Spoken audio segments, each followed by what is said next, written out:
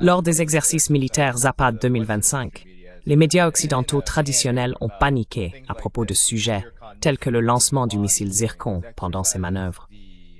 The Moscow Times, une publication très anti-russe, a également évoqué la tenue d'exercices de frappe nucléaire à cette occasion. Keith Kellogg, qui se présente comme l'homme de référence sur l'Ukraine, a également tenu des propos intéressants concernant la Russie et les capacités des États-Unis face à elle. Voici ce qu'il a déclaré.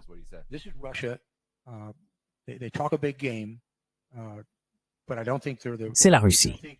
Ils font beaucoup de bruit, mais je ne pense pas qu'ils... Je pense qu'en ce moment, vu la façon dont les Européens se mobilisent, je serais très inquiet si j'étais Poutine. Il y a un commentaire, il agite parfois la menace nucléaire en disant « Eh bien, nous sommes une puissance nucléaire ». Je lui rappellerai que les États-Unis le sont aussi, mais aussi la Grande-Bretagne et la France, et je lui renverrai la balle immédiatement. Et je pense que c'est ce que vous voyez avec les Européens qui se lèvent en ce moment. C'est la guerre des Européens parce qu'elle se déroule chez eux, et ils le voient. Mais c'est l'un de ces cas où nous avons eu une discussion récemment dans le bureau ovale, où, vous savez, cela revient à ce que j'ai dit plus tôt, je m'excuse auprès des dames ici présentes, mais il parlait de la suprématie de l'armée russe et de leur prétendue efficacité. Et j'ai dit aux personnes dans la pièce, on leur botterait les fesses. Une rhétorique très irresponsable, malgré tout, de parler de rétablir des capacités nucléaires et d'être capable de botter les fesses de la Russie. Mais nous en sommes là.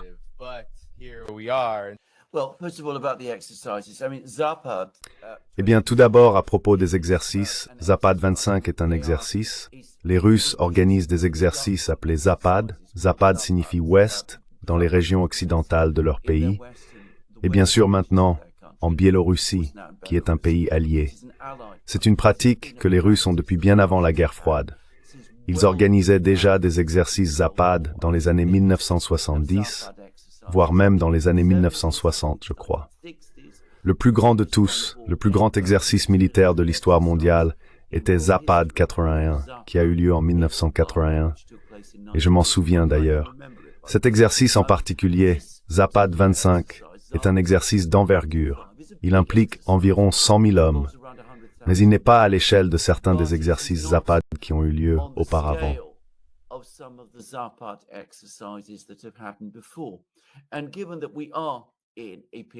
Et, étant donné que nous traversons une période de tension, étant donné que nous recevons ce genre de commentaires belliqueux comme celui que nous venons d'entendre de la part de Keith Kellogg, il n'est pas surprenant que les Russes entraînent leurs forces et prennent des mesures en Russie occidentale et en Biélorussie, un État allié, pour se protéger. Je ne pense donc pas que ces exercices en eux-mêmes soient particulièrement inquiétants. Ils ont sans doute été préparés depuis assez longtemps.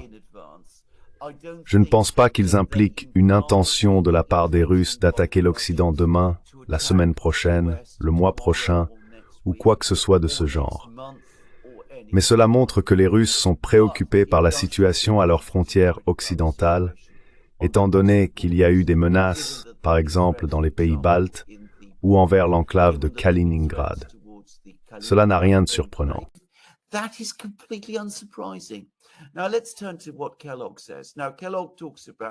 Passons maintenant à ce que dit Kellogg. Kellogg affirme que les Américains peuvent botter les fesses des Russes, qu'ils peuvent les vaincre, qu'ils peuvent les anéantir. Eh bien, la première chose à dire, c'est qu'il parle des États-Unis comme d'une puissance nucléaire. Il évoque également la Grande-Bretagne et la France comme puissance nucléaire. Or, la Russie est la première puissance nucléaire mondiale. Les Russes disposent d'énormes forces nucléaires, au moins comparables en puissance et en sophistication à celles des États-Unis.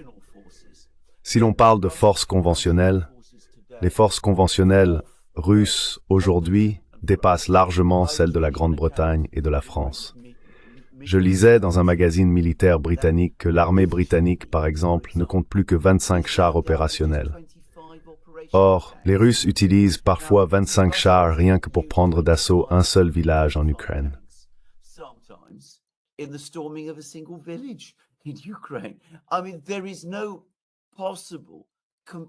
Je veux dire, il n'y a aucune comparaison possible si l'on parle de puissance militaire conventionnelle. Et en ce qui concerne la situation en Europe, eh bien, les États-Unis disposent effectivement de forces armées extrêmement puissantes. Ils possèdent ce que beaucoup considèrent encore comme la plus grande et la plus puissante flotte du monde. Ils ont la force aérienne la plus puissante au monde. Mais ils sont désormais largement surpassés en nombre en Europe par l'armée russe présente sur place. Et bien sûr, les Russes disposent également d'une force aérienne et d'une flotte puissante. Je ne pense pas que cela aide que le général Kellogg s'exprime de cette manière, surtout étant donné que, pour être franc, les performances militaires américaines lors de leurs guerres les plus récentes n'ont rien eu d'exceptionnel.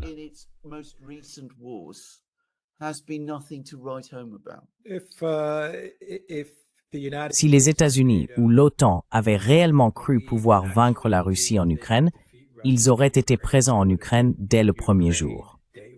C'est aussi simple que cela. Ils y seraient allés, avec leurs soldats sur le terrain, leurs forces aériennes, leurs chars, avec tout ce qu'ils avaient, et ils auraient fait la guerre à la Russie et l'auraient facilement vaincue s'ils avaient pensé en être capables. Mais ils savent qu'ils n'auraient pas pu le faire. OK. Et c'est pourquoi ils ont mis en place leur proxy. C'est aussi simple que cela.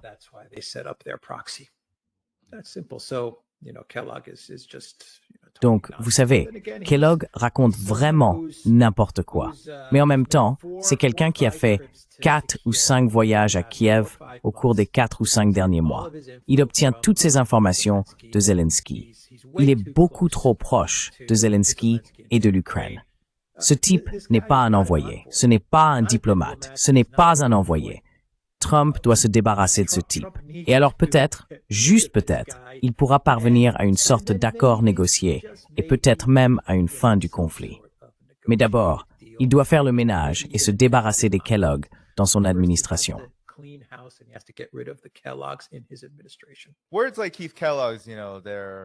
Des propos comme ceux de Keith Kellogg, vous savez, sont remplis, disons-le, d'affirmations sans fondement et de menaces. Mais en ce qui concerne la Russie et ses exercices, je suis curieux de savoir si vous pouvez expliquer ce qui motive exactement la Russie à développer ses missiles avancés, les hypersoniques, le Zircon. Et, vous savez, on parle aussi de l'Iskander. Je sais que la Biélorussie est désormais presque sous le parapluie de l'Iskander et que pendant ces exercices, ils testent également leur déploiement. Donc parlez-nous de ce type de montée en puissance du côté russe, du point de vue de la Russie.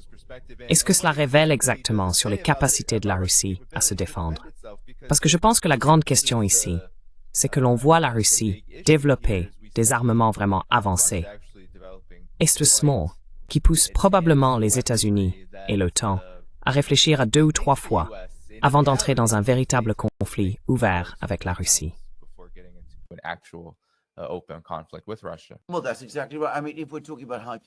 Eh bien, c'est tout à fait exact. Je veux dire, si nous parlons de missiles hypersoniques, le simple fait est qu'à l'heure actuelle, les Russes en possèdent, et nous en Occident, non.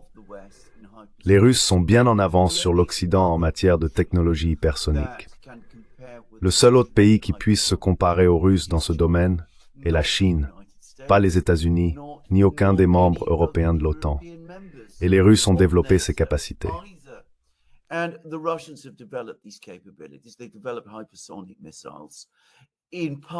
Ils ont développé des missiles hypersoniques en partie parce que cela reflète leur doctrine militaire.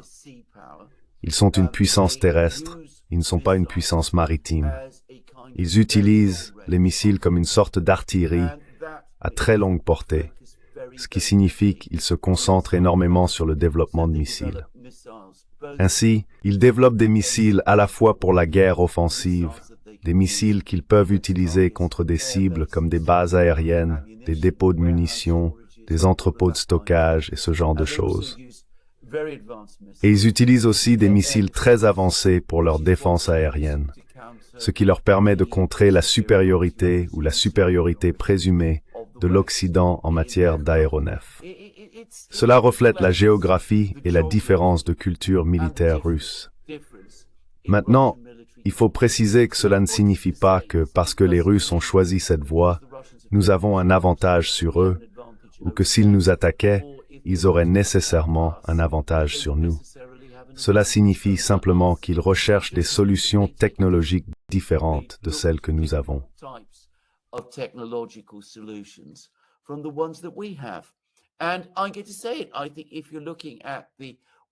Et je dois dire que, si l'on observe la manière dont les Russes se sont adaptés à la guerre au cours des 3 dernières années et demie, la façon dont ils ont largement dépassé l'Occident en matière de guerre par drone, par exemple, alors qu'on pensait auparavant qu'ils étaient très en retard, on se retrouve face à un système militaire extrêmement redoutable, qui évolue, apprend et s'adapte, et qui dispose manifestement d'une base scientifique et industrielle très puissante, et qui est absolument une force avec laquelle il faut compter. Donc, pour revenir à ce que disait Kellogg, je veux dire, il raconte n'importe quoi. Et plus vite on arrêtera d'écouter des gens comme lui, mieux ce sera pour tout le monde.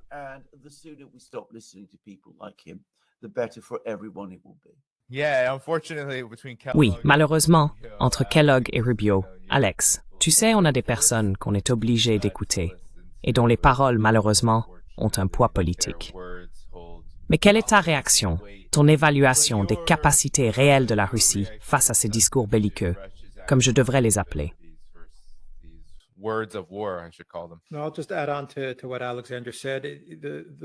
Je vais simplement compléter ce qu'Alexandre a dit. L'armée russe est aussi une armée conçue pour défendre son territoire, son pays et sa sphère d'influence. Elle n'est pas faite pour être expansionniste. Elle n'est pas destinée à marcher jusqu'à Paris ou Londres ou quoi que ce soit de ce genre. Ce n'est pas une flotte de porte-avions ou quoi que ce soit de comparable à ce que possèdent les États-Unis pour projeter leur puissance loin de leur pays. C'est une armée organisée pour défendre et protéger ses frontières ainsi que toute menace envers le pays et ce qu'elle considère comme sa sphère d'influence. Voilà ce qu'est l'armée russe. C'est pour cela qu'elle est conçue, et elle le fait très bien.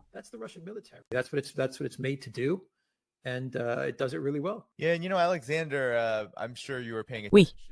Et tu sais, Alexander, je suis sûr que tu as prêté attention lors du 80e anniversaire organisé par la Chine pour célébrer sa victoire contre l'agression japonaise, où il y a également eu une sorte de panique similaire dans les médias traditionnels américains et occidentaux, qui parlait de toutes les armes avancées, du missile balistique intercontinental Dongfeng, tout ça. Et tu sais, les personnes à qui j'ai parlé en Chine ou proches de la Chine disent que ce n'était pas une démonstration, c'était presque exactement ce qu'Alex vient de dire, de nos capacités offensives. C'était une démonstration pour dire que nous ne serons plus jamais traités comme il y a plus de 80 ans. Et je suppose que la Russie est dans une position similaire, et que beaucoup de Russes ressentent la même chose à propos de leurs propres capacités militaires. Mais compte tenu de tout cela, Alexander, compte tenu de cette comparaison et de la situation actuelle en Ukraine, comment ces capacités militaires se reflètent-elles réellement sur la réalité du terrain en Ukraine aussi? Je pense qu'Alex soulève de très bons points.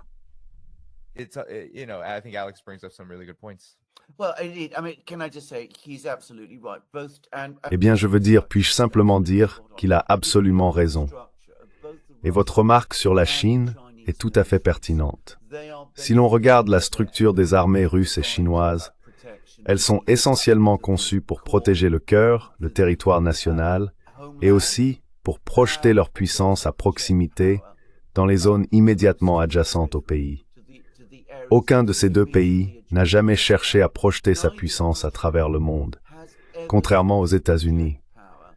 Les États-Unis ont construit leurs forces armées moins pour protéger le territoire continental américain que pour pouvoir projeter leur puissance partout dans le monde, 24 heures sur 24, 7 jours sur 7. Ils disposent de leurs 11 porte-avions, d'un nombre impressionnant de bases militaires et de tout ce qui va avec.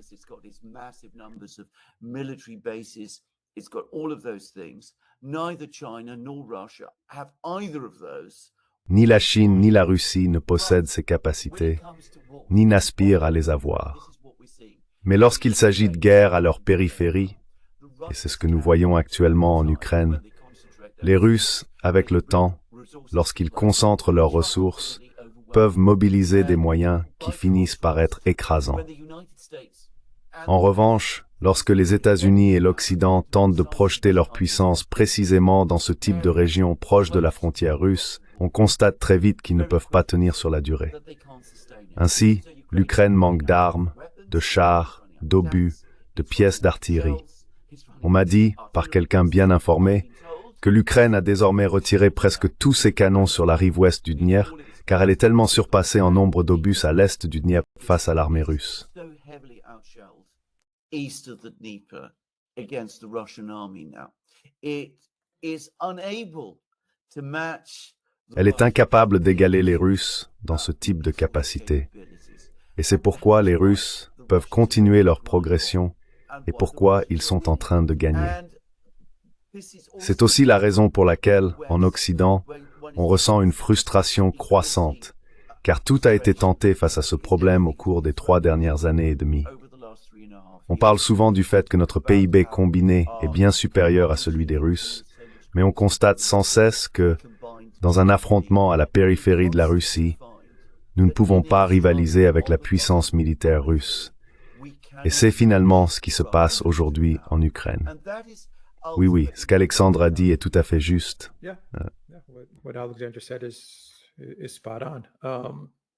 They keep on scratching their heads, wondering. Vous savez, ils continuent de se gratter la tête, se demandant pourquoi ils n'arrivent pas à vaincre la Russie. Nous sommes l'Occident puissant. Nous sommes l'Occident riche. Ou plutôt, nous l'étions. Nous étions l'Occident riche. Maintenant, nous sommes endettés. Mais oui, ils n'ont pas compris que la Russie joue sur ses points forts. C'est ce qu'elle fait. Et elle comprend sa géographie. Et ils se sont trompés. Ils ont mal compris la Russie, l'économie russe, la façon dont la Russie fonctionne, la capacité industrielle de la Russie, la manière dont elle peut fabriquer des armes, sa production manufacturière. Ils ont cru à la phrase de John McCain, une station-service déguisée en pays, de 2004-2005, peu importe quand John McCain a sorti ce slogan. Ils y ont cru à l'époque, et c'est devenu une doctrine. C'est vraiment devenu une doctrine. Ils ont fondé leur politique sur cette déclaration de John McCain. Et ils ont fondé leur politique en Ukraine sur cette déclaration de John McCain. Et ils se font laminer, tout simplement.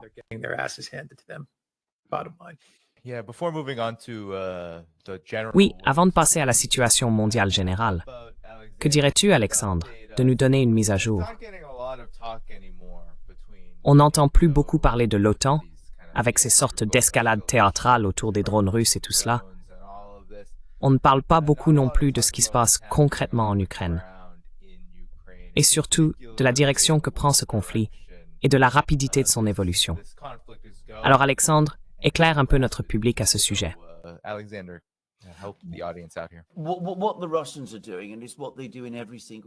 Ce que font les Russes, et c'est ce qu'ils font dans chaque guerre, c'est qu'ils ne se concentrent pas sur une seule partie de la ligne de front. Ce qu'ils ont fait, ce qu'ils font toujours, c'est attaquer partout, tout le temps. Et cela reste une politique d'usure. La politique russe, la doctrine militaire russe, consiste à utiliser l'usure pour détruire l'armée ennemie, et par la destruction de l'armée ennemie, la capacité de l'ennemi à continuer à se battre, pour faire perdre à l'ennemi la volonté de combattre. Et c'est essentiellement ce qu'ils font. Ainsi, les Russes ont progressé, ils ont avancé dans le sud, dans la région de Zaporizhia, en direction du fleuve. Ils combattent le long de cette ligne de ville, Sloviansk, Kramatorsk, Konstantinovka, Pokrovsk, cette dernière grande barrière fortifiée que les Ukrainiens possèdent dans le Donbass.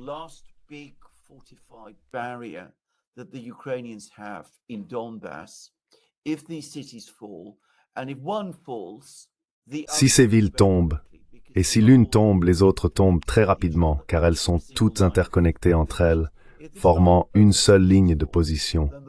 Si cette ligne de défense tombe, alors les Russes peuvent avancer pratiquement sans opposition, ou presque, vers l'ouest, jusqu'au fleuve Dniepr. S'ils atteignent le Dniepr, la capacité de l'Ukraine à poursuivre la guerre commence à s'effondrer, car le Dniepr est la principale artère de transport du pays. Toutes ces grandes villes, Dnipro, Zaporizhia, Kremenchuk, Kiev elle-même, sont situées sur ce fleuve. Si les Russes tiennent la rive Est, alors la guerre est pratiquement terminée. Nous sommes probablement plus proches de ce point que beaucoup ne le pensent, et ce que nous entendons chaque jour d'Ukraine, c'est que l'armée ukrainienne est de plus en plus fatiguée. Elle manque de plus en plus d'hommes.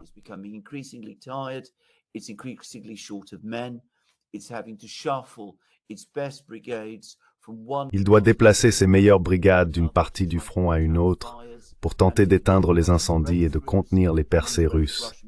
Et ces percées russes se produisent à de plus en plus d'endroits.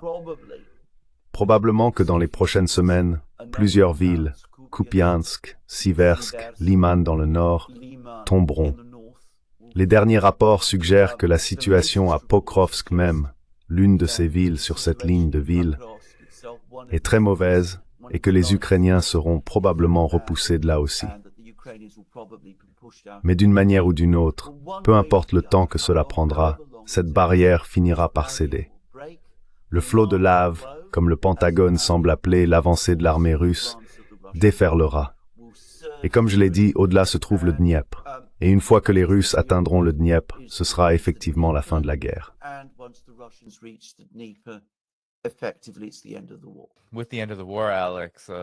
Avec la fin de la guerre, Alex, quelle est la prochaine étape pour l'OTAN? Quelle est votre évaluation de la situation sur le terrain et que pourrait-il se passer ensuite? Parce que je veux dire, nous avons entendu des menaces concernant Kaliningrad et toutes sortes de rodomontades, mais cela révèle un problème majeur pour l'OTAN et les États-Unis.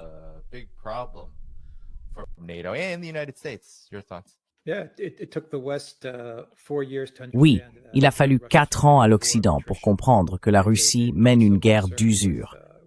Ils étaient tellement préoccupés par les gains territoriaux qu'ils ont oublié que la Russie cherche avant tout à détruire l'armée ukrainienne. Poutine l'a dit au début de l'opération militaire spéciale, il a parlé de démilitarisation. Il l'a donc dit dès le départ. L'Occident n'a rien écouté de ce que disait Poutine. Ils ne le font jamais. Et nous en sommes là. Les Russes épuisent l'armée ukrainienne. Ils ont aussi démilitarisé une grande partie de l'Occident collectif. L'Occident collectif n'a plus vraiment d'armes à fournir. Alors, que va-t-il se passer ensuite avec l'OTAN? L'OTAN va essayer de faire valoir qu'il lui faut plus d'argent, qu'il lui faut un budget plus important pour se protéger contre l'avancée de l'armée russe.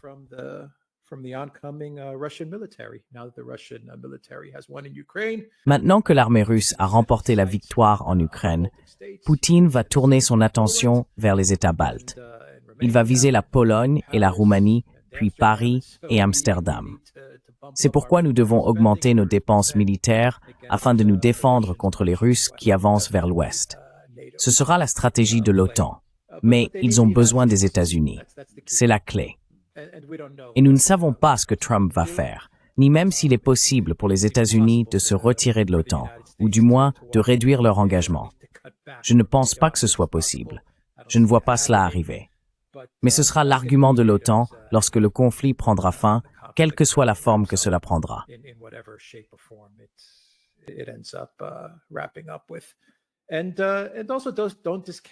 Et puis, il ne faut pas sous-estimer le fait que l'Occident collectif regarde d'autres régions pour y créer certains troubles, par exemple la Moldavie. Cela pourrait devenir un point chaud. Ils n'ont pas abandonné la Géorgie, n'est-ce pas? Donc je veux dire, ils vont essayer de trouver quelque chose. Mais l'Ukraine était la grande affaire. C'était la guerre qui devait provoquer un changement de régime à Moscou. Et cela devait être rapide. Ça devait se produire en 3 mois avec les sanctions. Le gouvernement de Poutine devait tomber et tout serait terminé. Mais cela ne s'est pas passé comme ça. Donc vous savez, il va falloir attendre et voir comment tout cela va évoluer.